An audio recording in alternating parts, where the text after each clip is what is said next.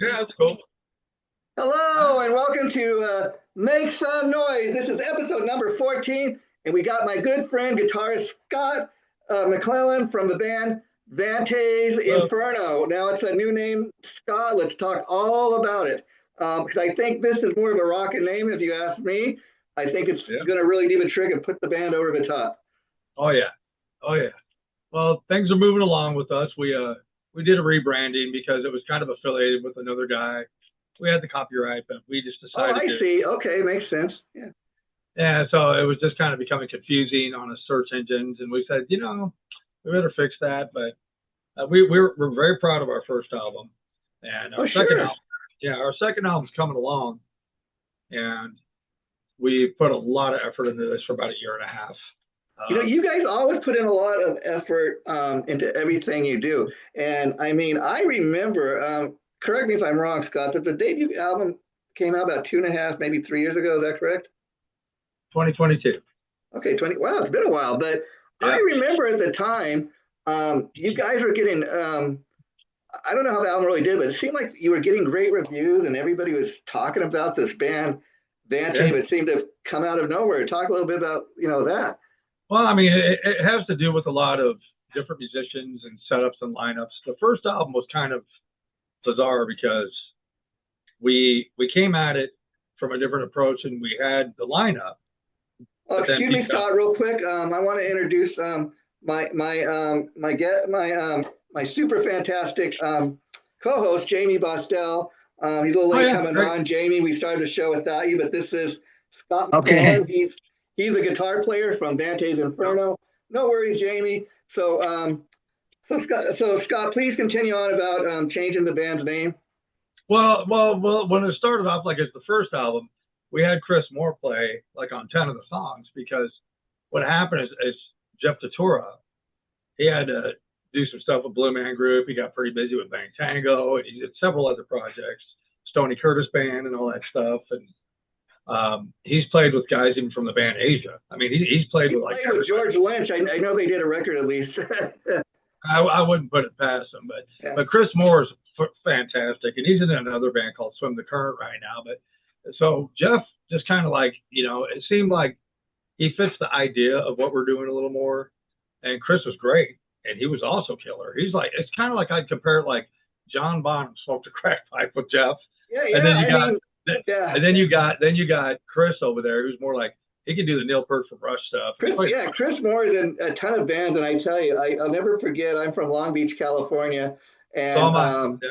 and I seen him perform in a little club in Long Beach with, of all things, a Smashing Pumpkins tribute band, and man, Yes, he killed it. yes, Yeah, yes. He did that, and everything he's done professionally and awesome. And he's always every time I watch videos of him play, I'm just nothing but impressed.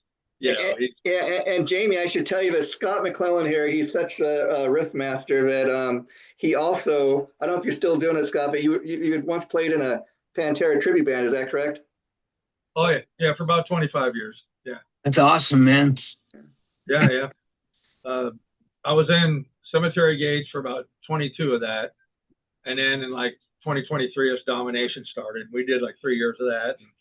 And honestly, after doing it that long, I was ready to start doing my own thing. Yeah, yeah, It yeah. was Yeah. time.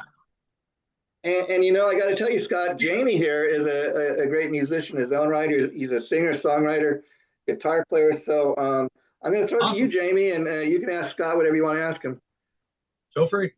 Just when you just said that about going from the tribute band to writing your own music, it's interesting because it seems like a lot of people are giving up on original music and going the other way. You know what I mean? Well, along the lines of that, I kind of did both at the same time. I started Yeah. building a studio about 2005, and so it was in the works long before I did that full change. Um, so I just wanted to like do my own thing, and I heard things in my head that wasn't coming out of sometimes with other players, and I said, man, I gotta figure out how to do this by myself.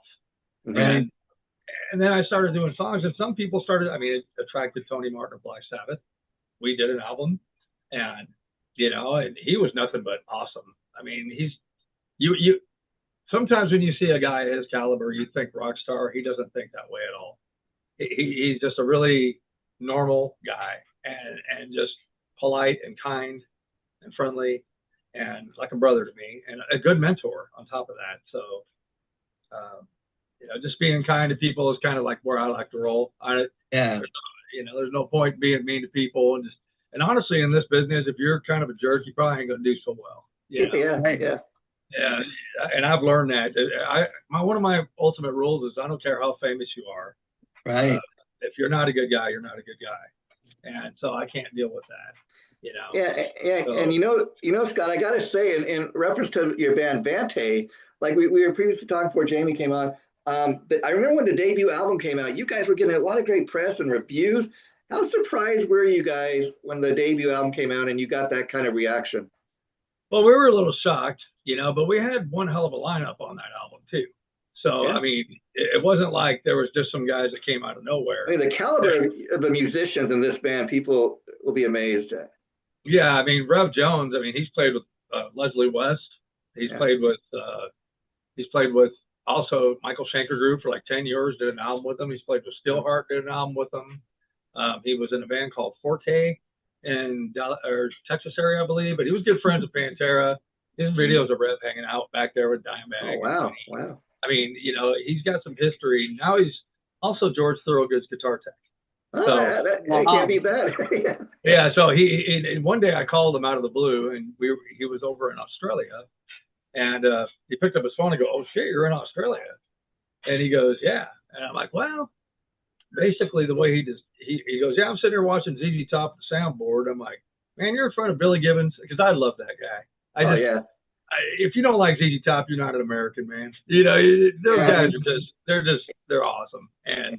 Yeah. Cheap sunglasses all day long, man. I just love that kind And nothing against the other guys, but Billy Gibbons really is, God bless him, ZZ Top. And I mean, who would have thought that they would be able to have carried on with, the whole trademark of ZZ Top for all these years was the two guys with the long beard. And one of them sadly passed away, and they've been able to carry on replacing him. Who would have thought they'd been able to do that? But man. Yeah. They got the new guy, and I think that might have been the bass player's guitar tech at a point. Okay. So they were all tight. Yeah, they kept it in the family, which is totally respectable. Yeah. And I understand they even have like another drummer that sits in now, a girl even maybe. Okay.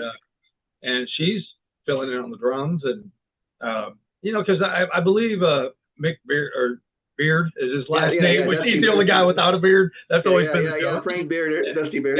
Yeah, but he. I think he's had, some issues with arthritis or something. Yeah. It's been mentioned in interviews. That's all. Sure. But still, they're all just fantastic to me. Yeah. And they're wonderful characters on top of that. Oh, wow. So let me ask you, Jammie, did you get a chance to listen to any of the Vante music? Oh yeah. I looked for Vante's Inferno, like you said. I was confused, and I found Vante, and I listened to. I like it. Why is it so cold? I like that. Yes, sir. That's a great one. Watch your older stuff, I guess, is what I saw. What is up on Spotify right now? I listened to and your new single, Animal, rocks, dude. Yeah, thank you. I also noticed Rev Jones was in the band Fuel. Yes, he was also in Fuel. Yes. The album, did he play on one of their albums or? I'm not very sure of, but man, I'll tell you what, you could look at his portfolio and it'll tell you. Yeah. He's been with everybody. And Scott, so let's bring everybody up to date with what Vante's Inferno is doing now. I mean, talk about how long ago was it when you decided to get the rest, call the guys, hey, let's get the Vante's Inferno back together. That was actually Brian's idea. Brian was, talking to me. He goes, just every time we're affiliated with this rap thing, he goes, it's really bothering me. And he goes, nothing against rap. Of course, we don't have any argument with them, but we want to kind of keep the rock and roll and hard rock and metal where it belongs. And we just kind of didn't want to be affiliated, like get people confused. We knew the branding thing might become a problem, as you just heard. But we said, we just did our first album. It was kind of a project idea. Right.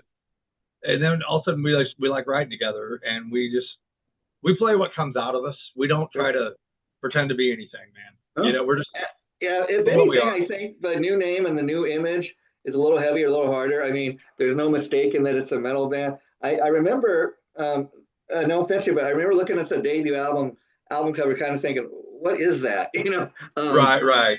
but I tell you, I think you're going to see a different. oh yeah, You're going to see already a I different have, approach because this you time. know, just going on the Facebook page and seeing the cool little imaging, like even your background there, and then there was a cool kind of video with these chickens that was posted on the Facebook page. I thought, man, There's this a is story mental, behind 'cause that. you can, Yeah, I was curious about that. Okay, so you know, and I said it might be confusing, but when you get the album, it won't be. You know, so Okay.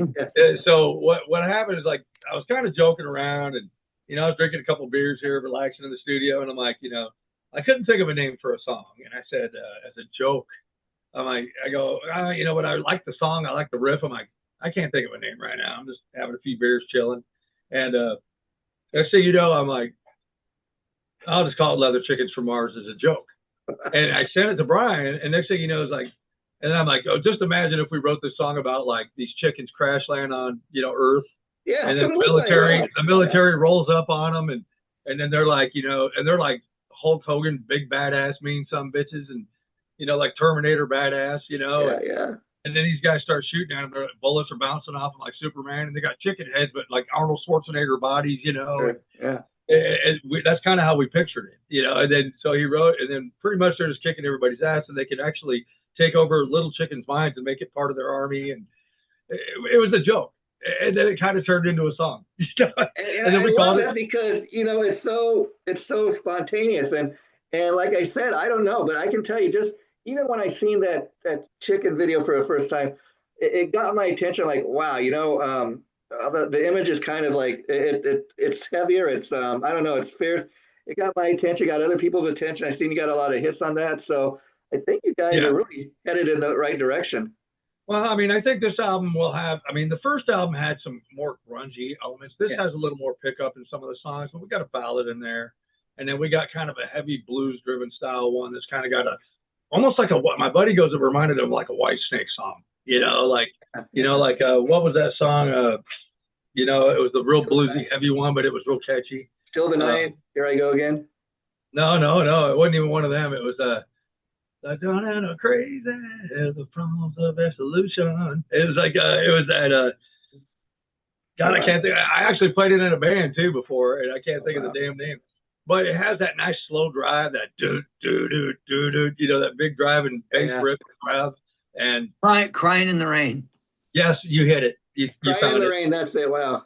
Yeah, so it's got that vibe, you know. So you're gonna hear some of that, but then you're gonna hear another song that we wrote. It's called A Special Kind of Hell, and basically that's kind of about a situation that Brian had personal with somebody who did his brother wrong. So, but that being said, that's got more of a Pantera driven thing. That comes out of my Pantera kind of, you know. So there's so many different things that are going to happen here, you know. So as far as recording, do you guys live near each other where you can get in the same studio and record together? Or does everybody have their own home studios? Actually, no. All we do is we all do our parts. We all have our own studios, and Jeff records in Las Vegas, and Rev will record in Oklahoma when he's home off tour with, you know, with George Thorogood. And then you got Brian, you know, he's busy doing all his stuff, and we just record. We all have good studios, and we got smart and learned how to just, you know, hey, we can do this right here, and we don't have to go pay a bunch of money and sit in a room. And then we sent our tracks to a guy named Jabin Pinnell out of Rockford, Illinois, who's outstanding at production. And so every time I hear something come back from that guy, it sounds great when we send it to him. He sends it back, and it's insanely good.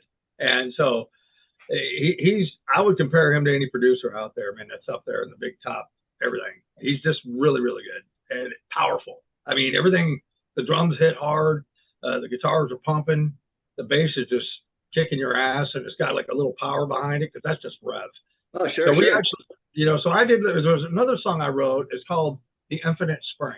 That could be our single. And I really, what inspired me to write that riff is I've always loved that song "Strange Dreams" by Frank Marino. Okay. And you know, so I like that vibe of the beat, and I'm like, I want to write a song that's got that feel. But it sounds nothing like it, but it's got that feel.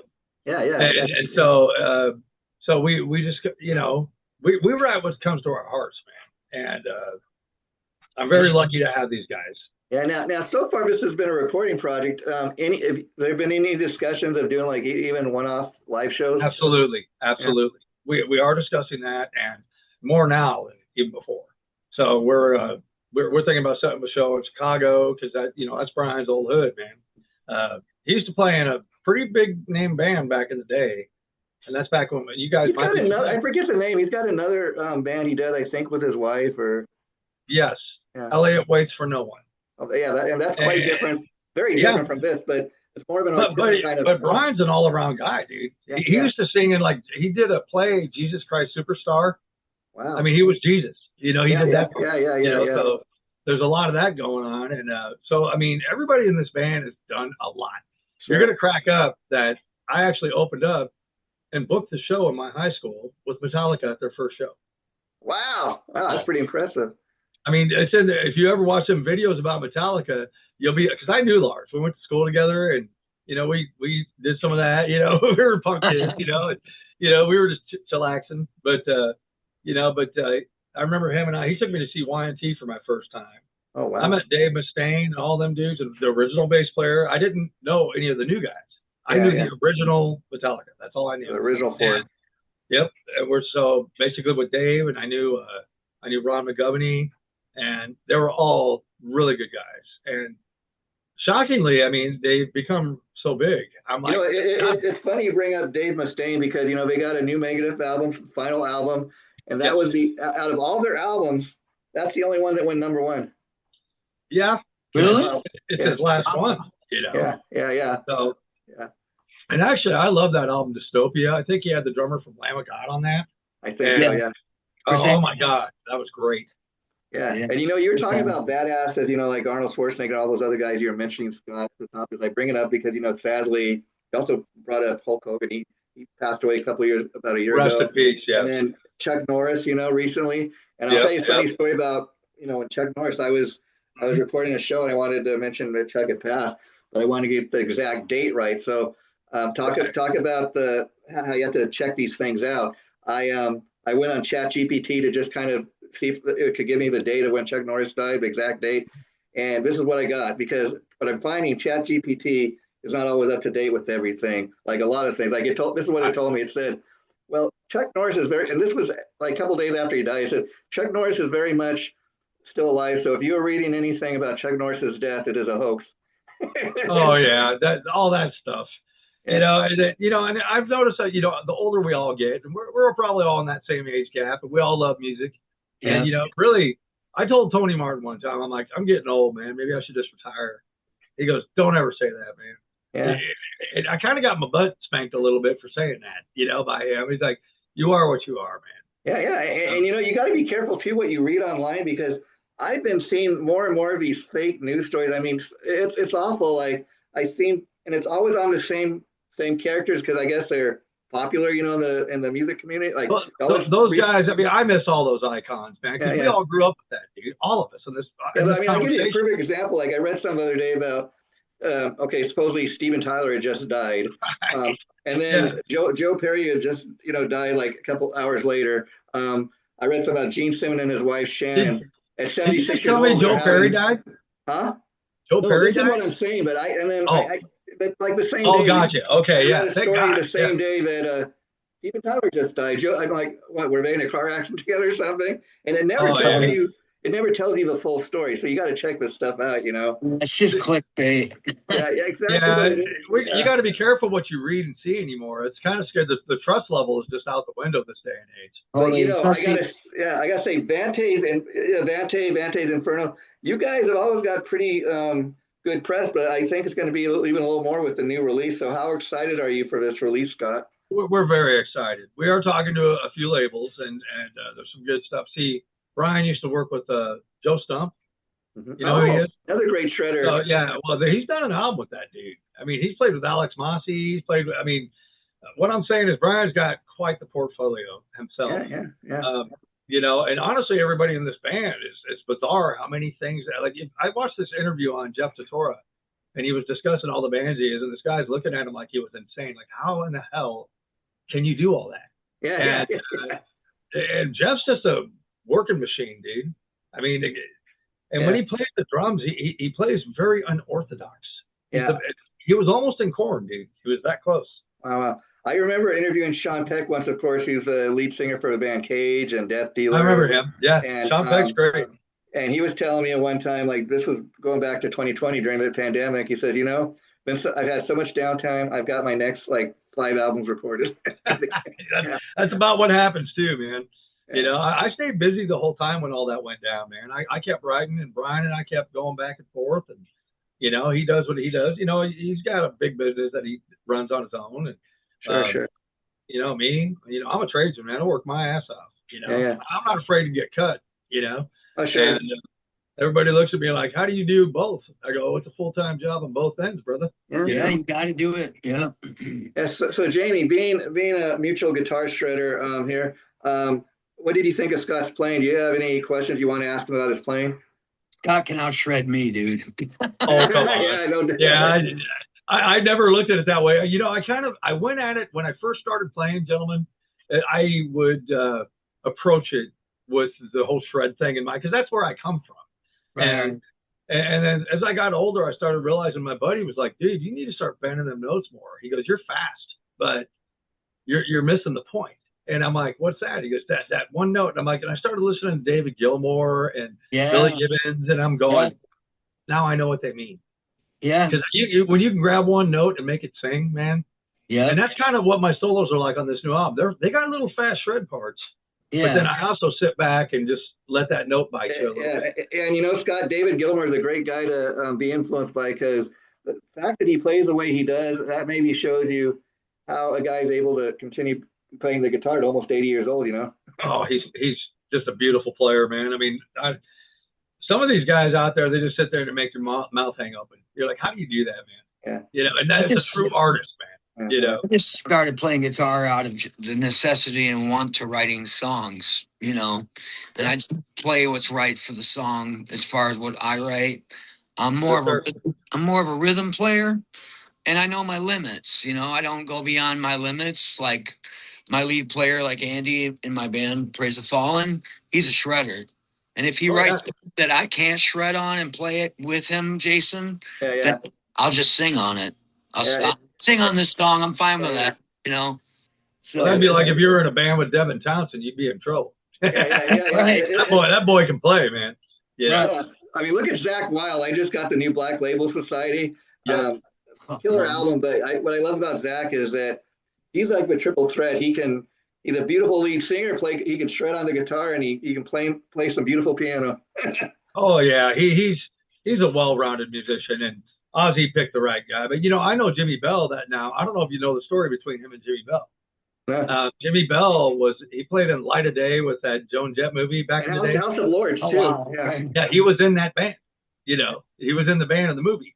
And but he was the big haired, black haired. Oh, I know what you're talking about. Yeah. Okay. Wow. Yeah. Michael J. Fox, that thing. But Jimmy come real close to doing that. Doing the Ozzy gig, and it messed him up a little bit. He didn't get that. He actually wrote one of the songs on the something. It's like not Masters of Reality, but it's Masters of Insanity. And I think he wrote that song when he was with Geezer Butler's side project. Okay. Yeah. And then they used that song on that album. He finally got credit for it, by golly. And Jimmy, you ever just go watch a video of Jimmy Bell and your mouth will hang open. You'll be like, damn. Yeah, Scott, I totally forgot about Jimmy Bell, but I know who you're talking about. I'm going to reach out and see if I can get on the show. Thanks to Scott McClellan mentioning him. But I got mad respect for him. Yeah. Him and I actually, we got a song we did together, and it's going to get released. It's a remake of Snorting Whiskey by Pat Travers. And where's that going to get released on? Can you tell us? I'm still debating on how I'm going to release that. Yeah, but it's going to be a single. I'm going to throw it out there on the net and see what it does, man. Oh, and of course, I'm trying to get Pat's blessing. I'd like to do that. So. And so, Scott, you still doing your solo thing on the side? Yeah, I actually have another album in the can and ready to fire off. Well, I'd like to before we wrap it up for today, Scott, I'd like to really thank you for reaching out to me. Absolutely, yeah. And I remember you, and I said, oh yeah, sure, I'd love to have Scott come on the show. And if you ever want to come back for you guys are great. Yeah. Any of the guys, the episode we did, Scott's going to go up on the 28th because we have another episode posted this week. But great. Thanks for coming on, and maybe when the album does drop, I'd love to have you back so we could talk specifically about the songs, okay? You'll be the first to know, man. Take care, my friend. And that I can promise. Pleasure meeting you, buddy. Yep, nice meeting you, sir. Yep. All right. Bye. Take care, guys. Bye-bye. Bye.